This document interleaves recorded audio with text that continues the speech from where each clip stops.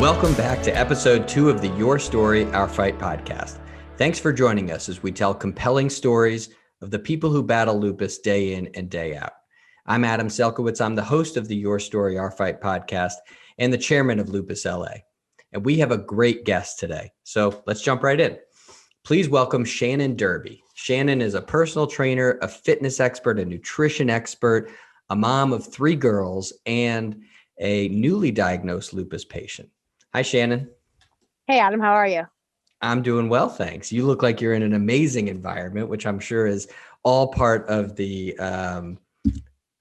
fight to get your body to cooperate, right? Yeah, pretty much every day is that. But I'm fortunate we moved into a new home recently and just enjoying some time outside right now. It's a beautiful day, so I'm feeling pretty blessed right now. So tell me, I know you were an epic athlete. Tell me a little bit about your history before lupus. Epic is strong. I grew up playing sports my entire life. I rode horses. I constantly rode bikes with my brothers. I started organized sports when I was about 9, playing softball and then soccer. And then that was kind of my passion. I stuck with soccer for a very long time, up until college. I actually had a college scholarship. I did turn it down because by then I'd had a couple of knee surgeries and decided that it was probably better to go to school, let my body have a bit of a break. And then after playing soccer, I picked up running in college and transitioned into doing 5K racing, which then morphed into triathlon. And then after a little while, running became a little bit too hard on my body. So I began to walk away from that. And I began focusing more on lifting weights, which may sound like it's harder on the body, but it's really not, depending, of course, on how you do it. And I fell in love with CrossFit. And it was just kind of, for me, a nice outlet to kind of allow me to be physical and competitive when I wanted to be. But it wasn't the same pounding on my knees all the time. So there it is. That all sounds completely exhausting to me, but I'm sure doing all of that, you must have really, I think, had a shock when you started not feeling well, or how did your lupus diagnosis come to fruition? It was kind of a weird sequence of events, which I think is not uncommon with this disease. I'd had a routine knee surgery. Well, I thought it was going to be routine.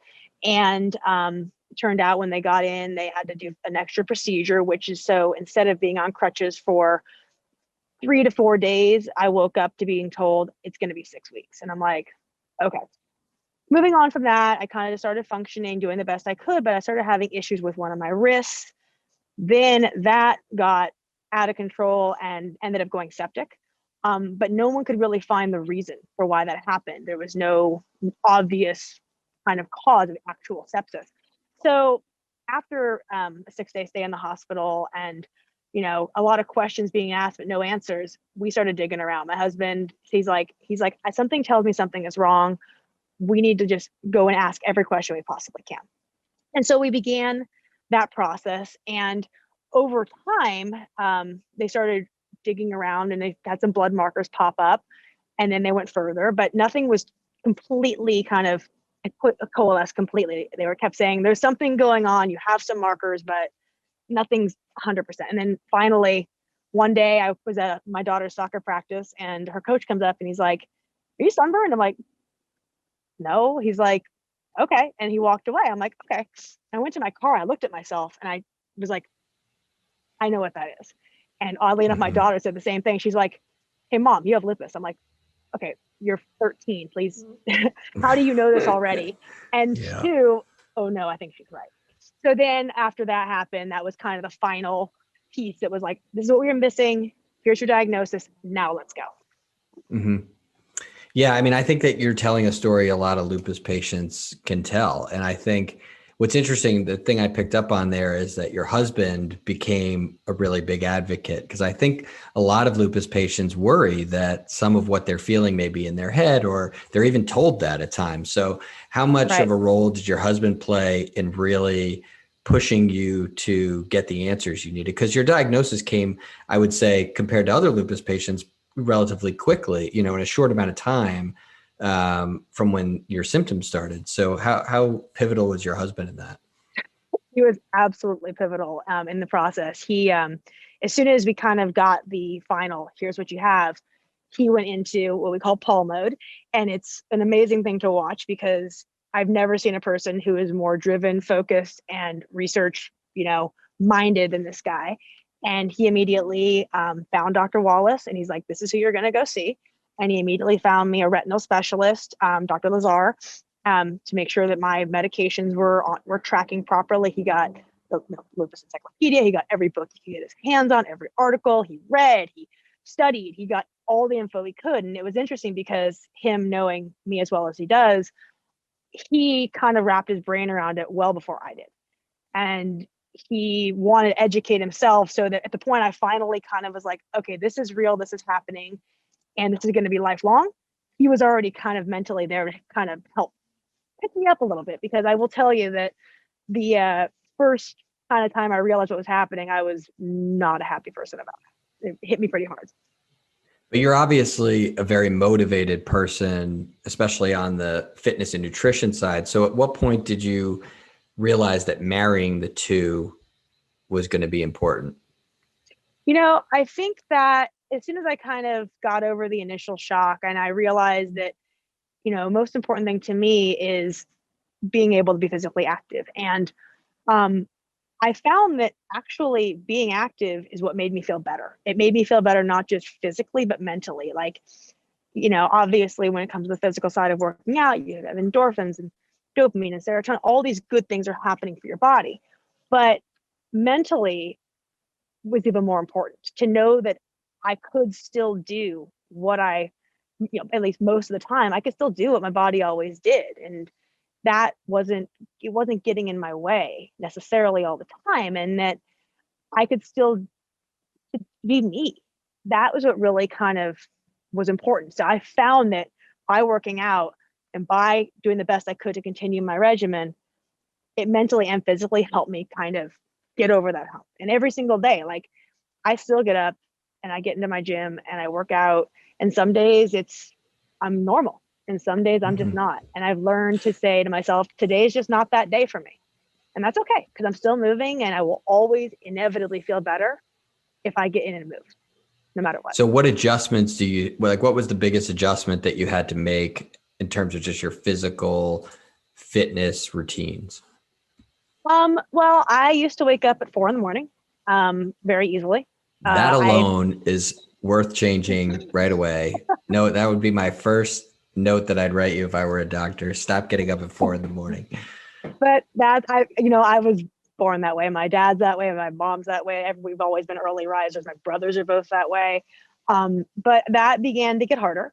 But from the day to day, just like the workouts, I found that, my lupus, unfortunately, is going after my joints for the most part. And I'm in conjunction with lupus, I also have pseudo gout, which is another condition that involves inflammatory crystals in my joints. And they tend to go after, right now, so far, they've gone after both my wrists and both my knees.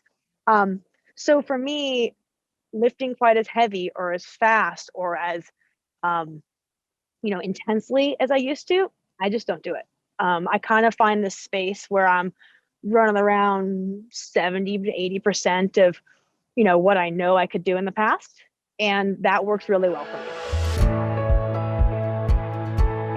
Lupus LA provides financial grants for lupus patients in the greater Los Angeles area, up to $500 per calendar year, to cover costs for everything from electric bills, medical copays, medication costs, and more.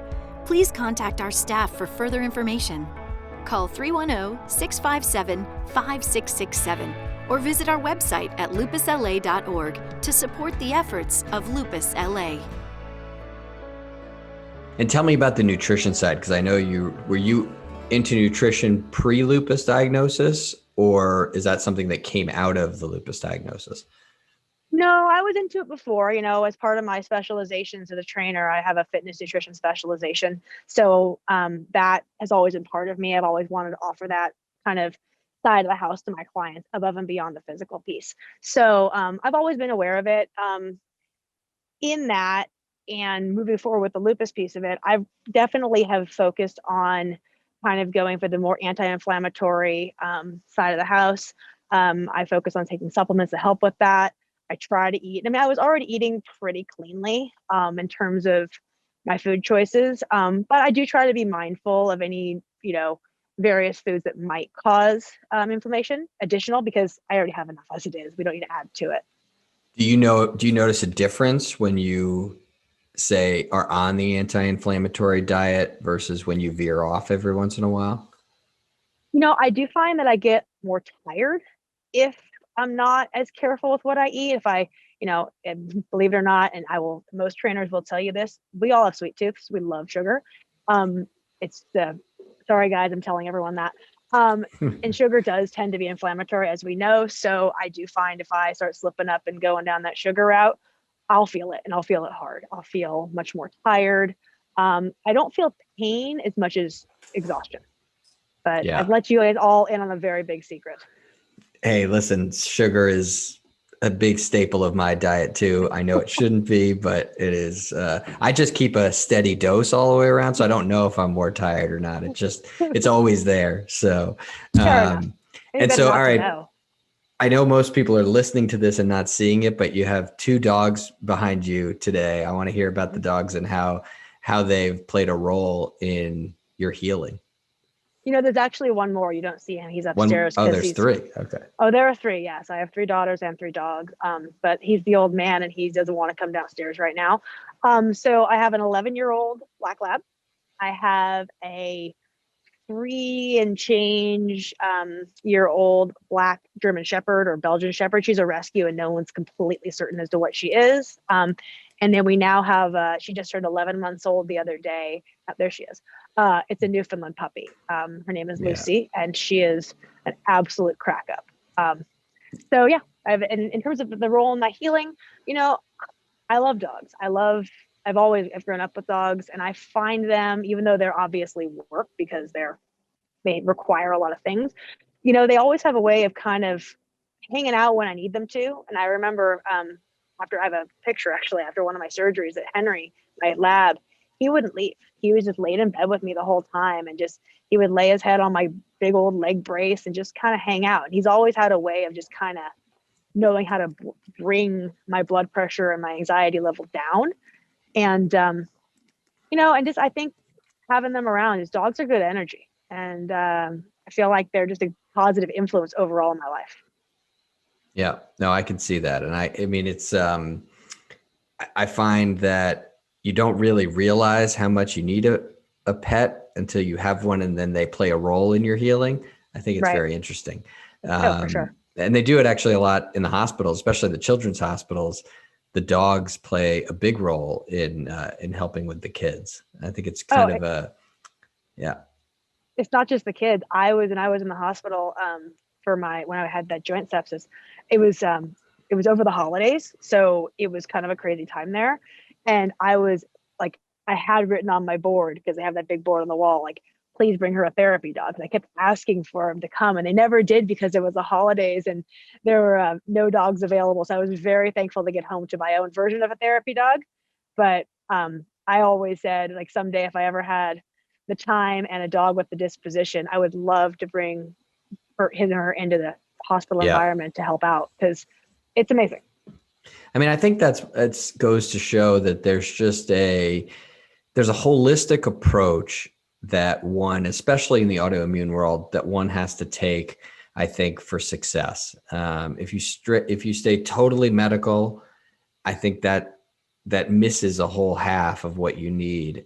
And you're the embodiment of that, just because your career is in the health and wellness area. And I think we're finding that even the medical doctors now are understanding that there is a certain level of balance that is required for an autoimmune patient.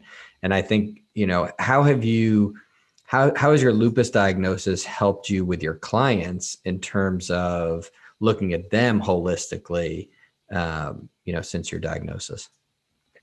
Well, I think that, one of the things I've always loved about my job is that I do get a chance to help people physically, but as you said, there's a big emotional piece of training. And my background, my specializations, one of them is corrective exercise. So I've been lucky enough to work with people who are kind of in this in-between stage. They're coming out of physical therapy and kind of bridging the gap into personal training. They have some sort of, surgery or limitation or something where they need the help. So I think that physical piece was helpful, but then the emotional side of it, being able to be empathetic and understand that, just like I have tough days, they're going to have tough days. And I feel like, I also just feel like I can be more in tune with people, because I have to be more in tune with myself. And I think that the layer of vulnerability that people see, because my clients do all know my diagnosis. I think that it might be helpful for them to see that extra layer of vulnerability in me, because it allows them to let down their guard. And if something's going on with them, either emotionally or physically, they're much more comfortable sharing it with me.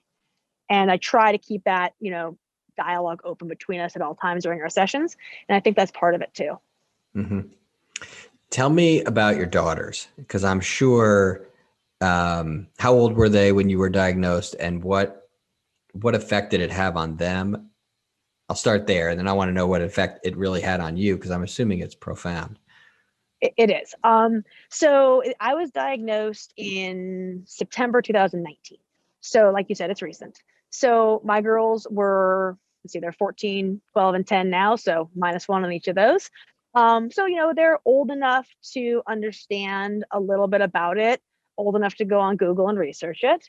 And it definitely affected them. And I think one reason it did affect them too is because like I said, I was hospitalized for 6 days with this joint sepsis situation, and that hit them pretty hard. And they told me, and I learned more afterwards as they opened up about how scared they were about that. And I think that, hearing a diagnosis for me, it gave me a bit of peace of mind once I finally wrapped my brain around, like, okay, now we know what this is. This is a known quantity. There are solutions for it. Like, let's go. For them, it was scary. And like I said, they were going online, they were researching it, they were learning about it. So over time though, my husband and I have been open with them and work with them on things. And, they got really worried at first, and then they kind of morphed into this kind of helpful mode of like, okay, sometimes I got to go to bed. Simple as that. And there are times when I cannot handle, all the things that I want to get done. And they've been helpful and pitched in that regard, for sure. And what about emotionally, in terms of, as a father, I've seen this in my kids too. It's, what does that do to you emotionally, since you're not invincible anymore as the mom? I felt like a bit of a disappointment. I felt like I let them down. And then I went to the place of, oh no, what if they haven't? And so, we haven't gotten to the point where we're even looking into that really. They're not really, no one's exhibiting any signs. And according to, Dr. Wallace, the blood markers this age are very kind of amorphous and not super helpful. So I'm trying not to look too far down the field. I'm trying to remember that lupus is, not just genetic, but also has an environmental component that no one totally gets, but that's okay. So I'm just trying not to let that concern consume me. It's obviously, I think about it and I keep an eye on things and I wonder, but it's useless energy for me to spend time stressing too much about it, because I can't change it. And if for some reason one of them or more of them have it, then we can deal with it from there. And, we're blessed to have amazing medical care and, incredible community here in LA. And if that's the case, then we're just going to figure out how to move forward from there. Please visit our online store at lupusla.org. By purchasing Lupus LA products, you are directly supporting lupus patients and their families. So what's your message to newly diagnosed? Because I think, a lot of the lupus patients that Lupus LA serves have been lupus patients for a while. But we do have obviously, unfortunately, a growing community of new lupus patients. And I was diagnosed when I was 16. There was no internet. There was no, I had no way of knowing. My mother said, this is what the doctor said you have, take these pills. And, and in some ways I actually attribute that to some of my success with the disease, in the sense that I couldn't Google all the side effects of prednisone, or, so I just didn't even know what was going on. And I think, but now I think that's one of the hardest things that I hear from newly diagnosed lupus patients, is this mountain of information and even some misinformation on the internet that so what do you recommend to somebody who, because you really just went through this, so what do you tell them? Inform yourself, but do not go crazy digging around all over the internet. Trust your doctor. Make sure you have a very good, medical team to help you out. Make sure you have, a good support mechanism above and beyond your medical team, whether it's friends or family or dogs or whatever it might be. Make sure that you have yourself surrounded with good people to be there for you. In terms of, other advice, I would say is, as you know who I am and what I am now, keep moving. Like, I believe movement is medicine, 100%. And any given day, your body may feel completely compelled to do one thing or another, but even simply getting out, walking, gentle movements. If you can't do something one day, try it again the next day. See how you're feeling. Don't write yourself off. But do your best to maintain a level of activity. There's just so much benefit to become from that movement. I mean, the chemical release, the physical aspect of it. It can't be, it's invaluable is the only way to say it. So, and the other thing is, I think, don't see it as some sort of like horrible thing. Like, yeah, this is not okay that we have a disease that we can't cure, and it's going to be around forever. And some days are going to be bad and some days are going to be good. But you have to look for the good in each day, and you have to look for, what can I do today? What can I do? Not what I can't, but focus on what you can. And that change in mindset really does help kind of move you in the right direction. Do you have any clients that are lupus patients, or when you started telling your clients, did you notice that a lot of people either had a connection to lupus? I don't have any clients who are lupus patients, but one of my clients did say, "Hey, my friend has lupus and he's active with Lupus LA." And then she mentioned your name, and then kind of here we are. Started crossing, and here we are. Right. But no, none of my clients have lupus at all. Everyone's got some other things going on, it seems, these days as we're getting older. We've all got a little something of some sort, but no. Do you think it's an area? Do you think it's an area that you're interested in expanding into? Because I think it would be interesting from a client's perspective to share in that life experience of lupus. Oh, absolutely. I would welcome the opportunity to train anybody with lupus, not only because I feel like, I could help them and help them kind of remain active and feel better. But, I think, like I said, building the community around you of people who understand it is incredibly helpful. And so that could also be this kind of a side part of having a client with the same condition I have. All right. So here's what I really want to know. I was reading your bio and the CrossFit and all that. I want to know, how much can you bench press? What how many pull-ups can you do? How fast do you run the 40? Like, these are the statistics that I'm missing from your bio, but I'm sure they're impressive. So you can even give me the before and after lupus diagnosis, so we'll compare. All right. So bench press, I'm no good.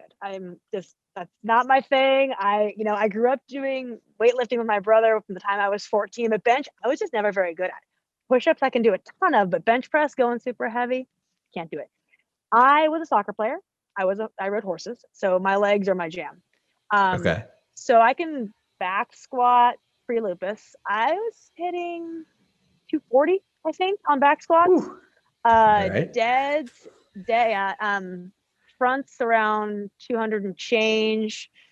And my deadlifts, I think, were like 230 for like, that's talking about doing like 2 or 3 of them. I think about 230. And I weigh in around 145 pounds or so. So super impressive. And have you noticed that there's been, are you purposely not trying that at this stage or okay. So yeah, no, I purposely you're being kind. I'm being kind. I'm being gentle on my body. I'm 42 and I feel like it's time to kind of back it off a little bit. But, like I was saying earlier, I found that kind of like running around that 75, 80% of what I know is my capacity. That's what keeps my body able to keep training the way that I do. I think if I were to keep pushing too hard, and redlining, then I would be doing myself a disservice in the long run and Sure. limiting my own training. Oh, there she is. So yeah, but running, I don't run anymore. I used to run, my best 5K was a 19 and change, but no more. And pull-ups, you ask pull-ups, I could probably do 15 or so in a All row right. before taking a break. It's super impressive for sure. For sure. All right. So I want to know, as a newly diagnosed lupus patient, your doctor's appointments are obviously have been, very critical, especially when you're just trying to tweak all your medications and get everything figured out. So what do you tell people, what's the key to success in getting that relationship with your physician to be a really big asset in your care?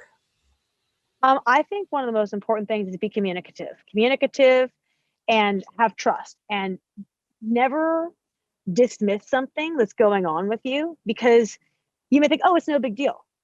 But in reality, let them decide that, because they're the experts. And it may be something very simple that you think, oh, whatever. In this case, I've actually been having memory issues. So, I was becoming forgetful, and I didn't think about why that might be. And then, of course, I brought it up, and the doctor's like, wait a minute, let's talk this through. And so we're trying to figure out, the best way to manage that through all of this. And it's led to some other tests being done. But, you just have to find a good doctor who you feel like you can talk to, and always bring up everything, even if you feel like you're being annoying, because you don't know what's going to matter. I think that's great advice. I really do. And I think all of your advice is really spot on. And I really appreciate you talking to us. The Your Story, Our Fight podcast is about telling stories just like yours, and trying to be part of the solution for everybody who's diagnosed with lupus. So this has been a really important conversation, and thank you so much for joining us. Thank you so much for having me. It really meant a lot to me. On behalf of the entire team at Lupus LA, we thank you for joining the Your Story, Our Fight podcast. Please tune in, spread the word, and come back for more inspiring lupus stories. I'm your host, Adam Selkowitz, wishing you good health, and to always remember, your story is our fight.